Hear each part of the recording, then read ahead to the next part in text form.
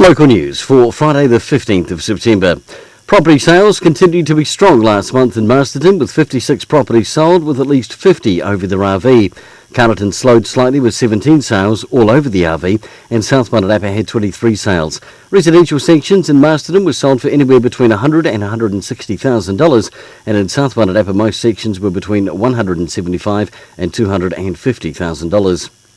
Amidst a fog of hairspray and the flick of 39 combs, Wairarapa and Whakarui UCAL hairdressing students will vie for honours in the annual History of Hair competition held at the Masterton campus next Wednesday. Wairarapa hairdressing student Tabitha Ear says she's chosen the 1920s as her era. She says it is a Gatsby look with plenty of finger waves.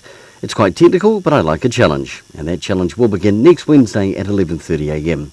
And in sport, tomorrow is a must-win for the Farriers Wairarapa Bush to stay in contention for the Lahore Cup. The Farriers Wairarapa Bush side will also welcome back Robbie Anderson from injury in what should be a very competitive match, with Mid-Canterbury heading in as favourites for the round 4 clash. Kick-off is at 2:30, while the Wairarapa Bush under-11s play at 12 against Manawatu.